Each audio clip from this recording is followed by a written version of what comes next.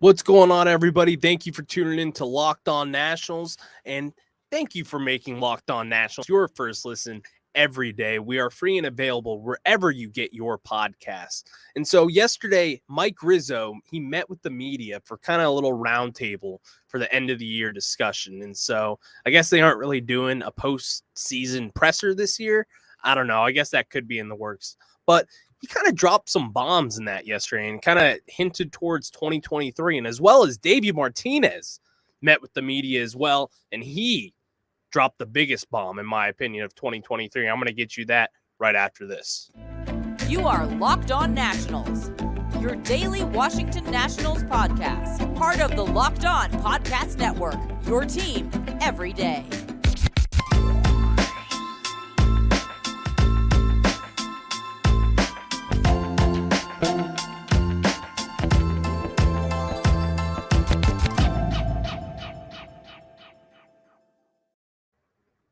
And yes, so today's show is brought to you by Simply Safe with Fast Protect technology exclusively from Simply Safe. 24/7 monitoring agents capture evidence to accurately verify a threat for faster police response. There's no safe like Simply Safe. Visit simplysafe.com/lockedonmlb to learn more. So, like I was saying, Davey Martinez dropped a bomb yesterday during his press conference before the doubleheader with the Mets. And that bomb was that he is not going to be changing up this coaching staff heading into 2023. And oh my gosh, is he serious about this? I was stunned to see this, honestly. And he said this earlier in the offseason, or not in the offseason. He said this over the summer that he was not going to be making changes going into next year. But that was like in July. People were still expecting, maybe they change up the third base coach with Gary DiSarcina, who hasn't been great at his job, as everyone knows. He's kind of a low-hanging fruit that everyone loves to pick on here around in DC, and saying that he's fine, but he's nothing special, which, when you're getting noticed as a third base coach, and you're getting talked about, it's usually not the best thing because people aren't really talking about DiSarcina doing stuff well. You never really talk about a great third base coach. It's kind of one of those things that are brought up when you're not doing a great job. And he's been brought up tons of times this season. And it's a little frustrating, to say the least, that he's not even going to be getting ditched in 2023. And hopefully maybe moving Eric Young Jr. over to third base and see what he can do over there. He's a young guy who's this first season in coaching for the Nationals, and he's done a great job over at first base. So can he do the third base role? I don't know. But something that I know a ton of Nats fans are also pretty upset about is the return of pitching coach Jim Hickey. Now, Jim Hickey has been around the MLB for a while now. He started off as Houston Astros coach back in 2004, I believe.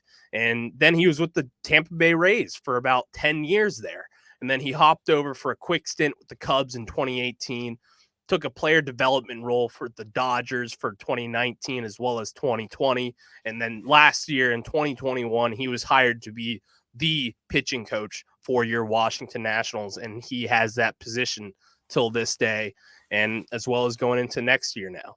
And that's something that really grinds my gears, as some would say.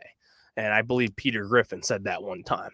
So having him stay in as the Nationals pitching coach heading into next season, when you have all this young flooding talent that is going to come up in the majors at some point and hopefully make a difference for this team going forward. I'm not feeling confident having Jim Hickey out there coaching these guys up. As of right now, the Nationals pitching staff in 2022 has not been great. And that's not a secret to anyone, really. If you're watching this team, this pitching staff has been one of the Achilles heels of this team so far. That is the worst team in baseball. Again, the worst team in baseball. I can tell you right now, we've given up the most home runs in baseball by a long shot. And the season's wrapping up today. I can tell you this, no one's going to be hitting – they're not going to hit 30 home runs today. The second place team, I'm blanking on that now. But they're not going to hit 30 home runs today to catch up to us. And Jim Hickey can't control that. He's not out there throwing the ball. But also, when you're the coach And especially when you're the pitching coach for the Nationals, we've bounced around coaches for a long time. This isn't new for us, but you're going to fall on the sword for this team that's not showing up and it's not pitching well, that has the third worst ERA in baseball right now as we stand here. And I mean, who knows how bad that will get? It could even get worse from here. It could even be the second worst. Who knows? But as of right now, they're the third worst in baseball, and I expect today not to change that for the worse or better. And so I look at this team right now, and you have young guys who are going to be coming up, flooding the system, as we already stated earlier. And I don't have faith in Jim Hickey being the one making the decisions on whatever it may be, or having him be in Davey's ear telling him this is what I prefer compared to what someone else prefers in another organization. And so it's frustrating, to say the least, that he's going to be making a comeback right now. And I'm not here for that. And I don't think a lot of you are either. We've seen enough with Jim Hickey. Pitching over the last 2 years has been completely brutal. Right now we stand, like I said earlier, the most home runs in baseball. In Nationals Park, it's not really a hitter-friendly park, but it's also not a pitcher-friendly park. We're just kind of along the middle. We kind of ride the fence in that. But this team's not good, and it hasn't been good, especially the pitching. Like I was saying earlier, it's been the Achilles heel for this staff and for this team in 2022, and as well as last year in 2021. You have a young guy with Josiah Gray. He's starting opening day for his first. He wasn't starting opening day, but he was on the roster for opening day. It's his first full season. We needed to see the growth as we traded away Max Scherzer and Trey Turner for him and Keibert Ruiz. And Josiah Gray just kind of was flat this year. He had some ups, but he also had a lot of downs, and those downs allowed him to lead the majors in home runs this year, giving up. And he wasn't thrilled with his performance. I can tell you that right now, as someone who's as competitive as he is and who wants to win day in and day out. This is something that he's frustrated with as well. Now, I'd be interested to see what they would say off the record about Jim Hickey. That's something that I don't know, and that's something that the public doesn't know, but we all kind of see the writing on the wall with Jim Hickey. He's not it anymore. There needs to be change. We need to see pitchers develop. We need to see Eric Fetty take that next step. We need to see Josiah Gray, like I said, take that next step. And these younger guys coming up, I want to see them improve and continue to improve. So, again, seeing him return is just kind of like, here we go again. What's going to be different? Jim Hickey's not going to change his philosophy. He's someone who's older now. He's not going to come in and be like, oh, I figured something out different this year. This is how we're going to do it. This is whatever that may be. This approach will be different this year because I know the last 2 years it hasn't worked out that way. And he's not going to do that. That's just not what coaches do. They get hired based on their philosophy. You're hiring Jim Hickey for Jim Hickey's philosophy in that field that he's coaching, which in this situation is the pitching coach. And it's not good, especially when you have a rebuilding team. I want to see someone in here new that's fresh. And I think with new ownership coming in town, who knows if that changes everything with the plans for Mike Rizzo and Davey Martinez and his staff. That could just, they could be canned by November for all we know. If new ownership comes in that quick, they get processed that quickly, and they just come in and throw everything off the ship. And that's just what they do. But at this point, it's kind of doubtful for that. And I'm just kind of frustrated at the fact that we're going to be going through the same issues in 2022 as we will be in 2023. And however many years that comes up with, because at this point with Davey Martinez, I don't know if he's even the guy for the future as well. Had an amazing 2019 run with us. He was awesome.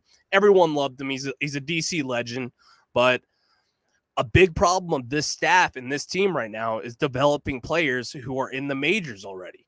And that's just something we haven't done. And I don't know if that's going to change. It better change. I can tell you that right now, because you have all these young guys. This is what you tank for. This is what you stink for, to have these younger guys come in the majors and make a difference right away. So I don't know how that will affect it at all, but we'll see with that. It's a little tricky. No one's going to love it. I'm not loving this right now. I was expecting some changes. There needs to be a message sent to the fans, and not only the fans, to the players as well, that, yeah, this 2022 season was not acceptable. Leading the majors in losses should never be acceptable, and there should be some changes going forward to assure us that that's not going to happen again.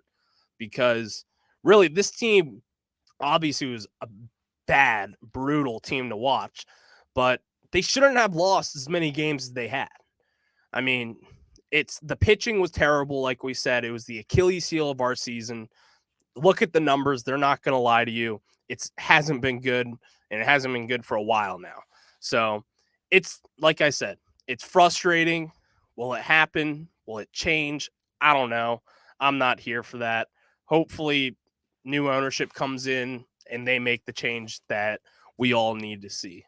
But before we get into Mike Rizzo and what he was dropping today with the media, first off, I'd just like to give you a shout out to my friend Simply Safe.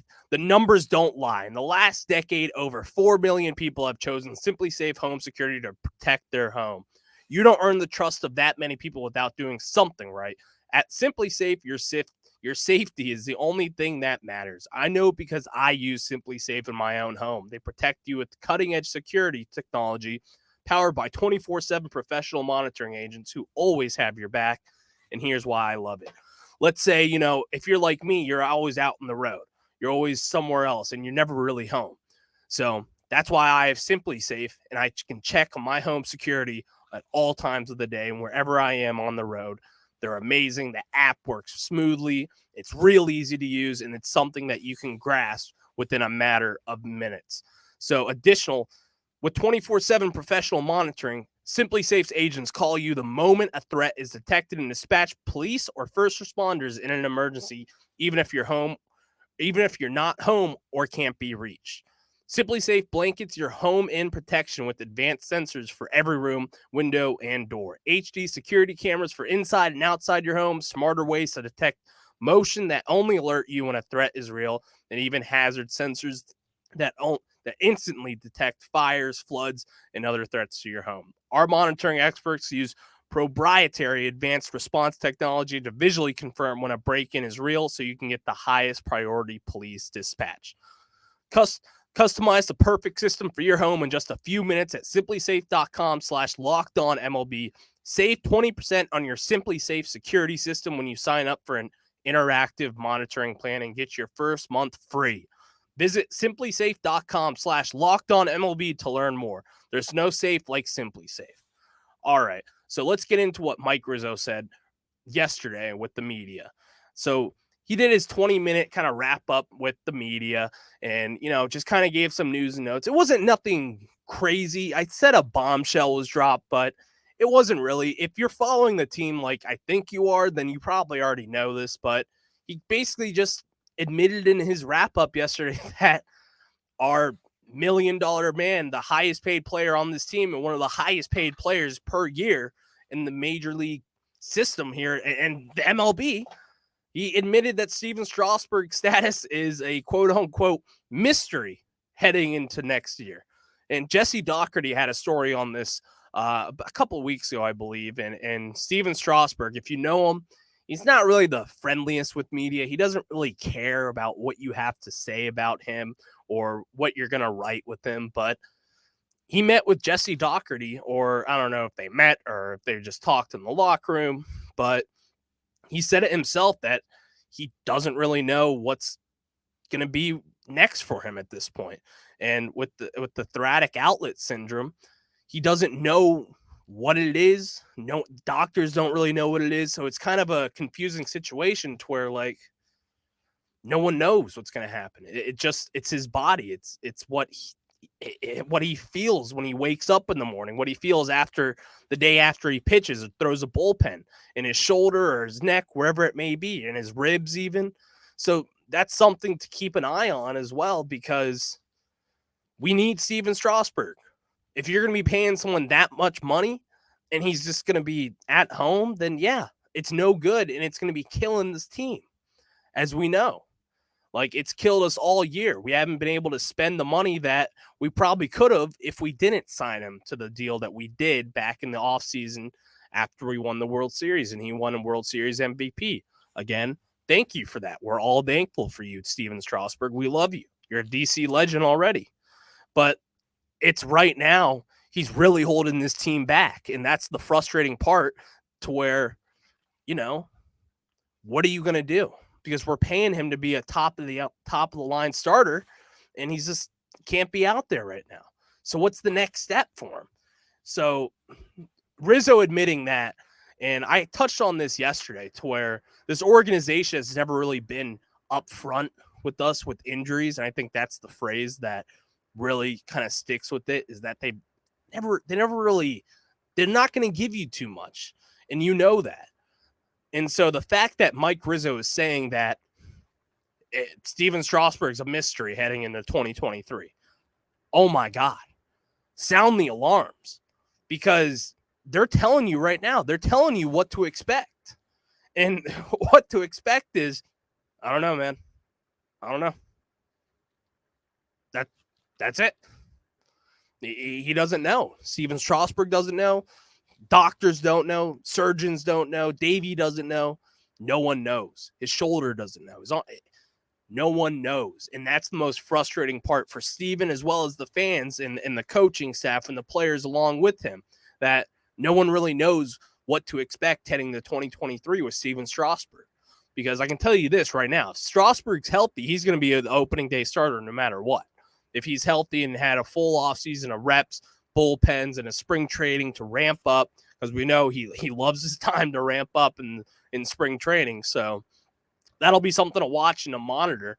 But again, just back to it, I'm stunned we're at this point where they're just being blatantly honest with us and just telling us, yeah, like, we don't know if he's going to be here next year. We don't know if he's going to be perfectly fine. We don't know if he's still going to be on the IL. We don't know if he's going to retire at this point. Who knows? He's older. He's accomplished a lot in his career. Does he want to walk away? I don't know. And that's something that they're going to look at heavy this offseason, because I can tell you this, they're not going to agree to a buyout at this point with Strasburg. And if I was him too, I wouldn't either. I mean, if you're getting paid that much money, yeah, I would say, yeah, I'm going to keep on giving this a try and try to get out there at some point for next season. But another big point that he made is that he expects Carter Kieboom to be competing for the third base job next spring. A lot of people have already bagged Carter Kieboom, who was once a former first-round pick, he is a first-round pick. And, he just hasn't really panned out to what we wanted him to be. And obviously that's to no fault besides whoever you want to stick that on. But at this point, I'm just... with Carter Kieboom, we have guys that we've kind of already moved on with the future for. We're not, if you look at the way that this team has drafted in the last 2 years, I don't think we're really planning on Carter Kieboom to make, the biggest strides and become a future piece for this team. Maybe he can come off the bench and, play a little utility infield and play third base, second base, and shortstop on days that you need him, and hopefully he can provide a little power off the bench every now and then. But it's the writing's on the wall for him as well. But I think he's going to enter spring training as probably this. You're going to put him in pencil, so it's something that you can erase someday. But I think you put him in pencil that he's going to be the opening day third baseman. And I don't know, maybe that's a little what's the word for that? I think it could be a little aggressive if you're thinking that, and if you're going to be expecting him to be the starting third baseman of this roster who's had Tommy John surgery over the offseason. Like, I'm just not banking on that. And besides that, I just haven't seen it from him. He's had the opportunity. He's had 3 years in the major leagues that, he had 2020 to where it was like, I get it. That was a COVID shortened season. He only played in 33 games that year and only had around 99 to 100 at bats. So that's something to where I'm just if you're going to be here, I want you to be here and be successful at it. I'm not wasting time anymore on some of these younger guys to where maybe we could spend a little in free agency to fill up our third base hole, but rather we're waiting for Carter Kieboom to see if he's still got it. And we invested a lot. He was a first-round pick out of high school, and at the time when we drafted him, we had Anthony Rendon in front of him. We didn't really need him to develop that the way we need him to develop now, and especially since we lost Rendon in 2019. He's someone that was a first-round pick. He was the 28th overall pick in the, I believe it was the 2016 draft, and it's just we haven't seen it yet. He had good years in the minors. He's still young. He's only 25 years old. He's definitely got time to develop into maybe something that we thought he would be at some point, which is a plus bat with an average glove who's going to be hitting fifth in your lineup for the next 10 years. That's kind of what we drafted him to be. And if you don't believe that, just ask Mike Rizzo. They were high on this kid coming in. And so now he's going to have the opportunity in spring training to run with this and, hopefully make the best out of it, because at this point I haven't seen it from him. And I don't know if I'm going to see it from him going forward, because he's got to prove himself. It's now or never for Carter Kieboom. And at this point, it's just like, I think we're going to move on eventually from him, but the time to develop is now, Carter. This offseason, this 2022 season, obviously was out of your control. You had Tommy John surgery, but the time is now, man. You got to show something this winter and in spring trading next year, because you're not going to be cut and you're not going to start the year in AAA. This is a rebuilding team. You're on the roster no matter what. You have the opportunity right in front of you to take it and run with it, depending on what we do in free agency. But I don't expect us to spend big on anyone that's going to be like, yep, that's our third baseman moving forward, or yep, this guy is better than Carter Kieboom. I just don't see it right now at the Learners getting ready to sell. Mike Rizzo's futures in limbo, as well as Davey Martinez. I don't see them making some big splash move. We just don't really have the money for it right now. And then also, yesterday's show, of course, I hit on it. Is Patrick Corbin going to be in the rotation for 2023? Well, yeah. Mike Rizzo didn't allow that episode to run while I was out for, 8 hours, until he said Patrick Corbin will be part of the starting rotation in 2023. And wow. I mean, just wow. He is, I don't know, man. I got into it yesterday with the whole contract and everything. I still say I still meant what I said, meaning that I would still sign him again. He meant so much to this team in 2019, but oh my God. He could have been the worst starting pitcher in baseball over the last 2 years. In fact, I'd be shocked if someone were to pull up the numbers and have someone who is worse over the 2 seasons combined.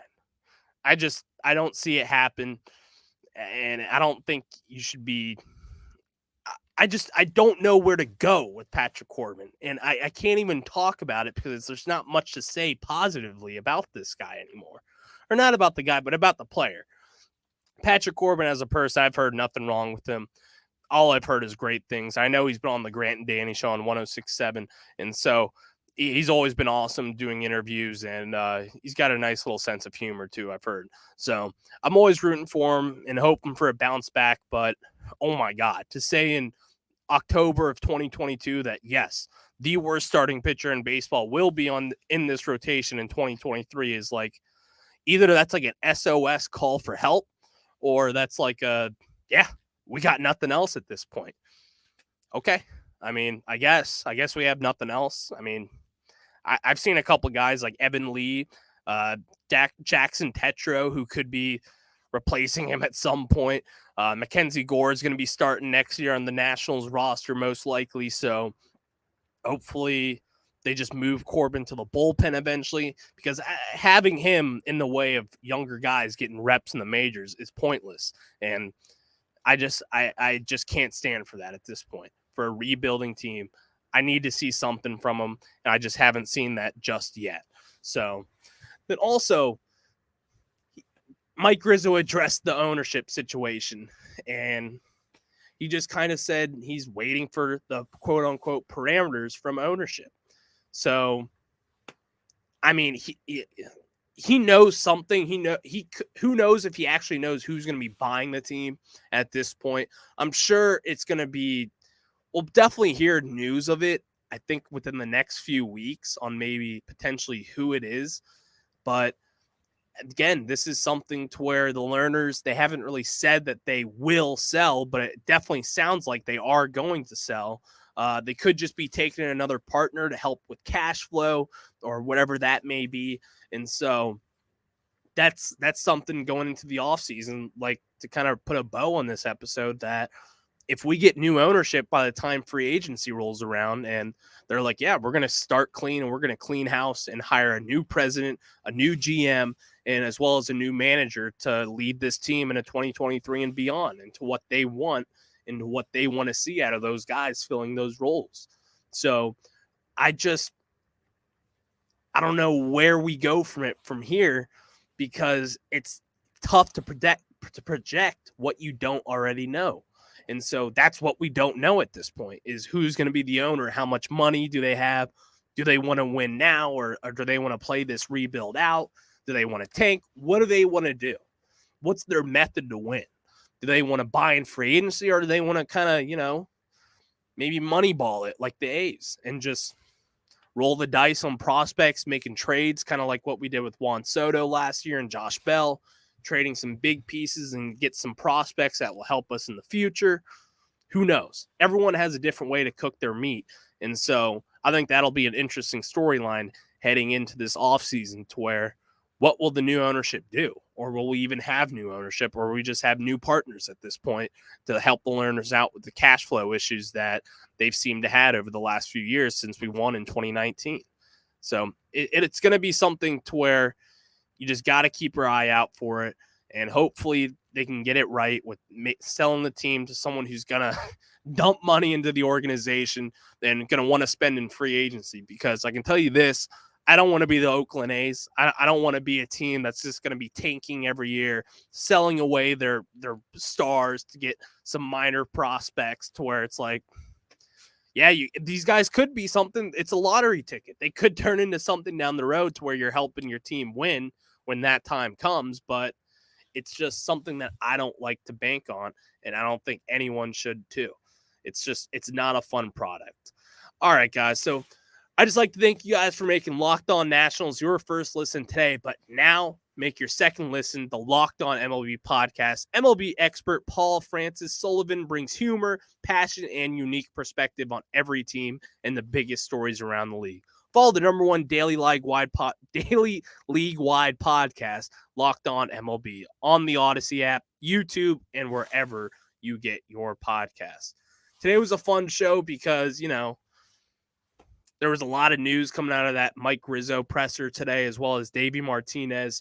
They addressed a lot of the future, and the coaching changes, just something that we thought would happen is not going to happen, and that's frustrating. And I know a lot of you, this will resonate with you, because it's something that you want to see happen, and you want to see changes going forward to put this team in the best position to win. And it's tough to see right now with Jim Hickey, Darnell Coles returning as hitting coach, and as well as Davey Martinez returning as manager. But we just need to see results at some point, and we haven't seen enough in this season to where we're not satisfied. And that's something that I want to be satisfied with, and leave a good Yelp review for these guys going forward. All right, guys, you have a good one. All right. And we'll talk to you tomorrow, hopefully with the win under our belt. We'll see. Have a good night, guys.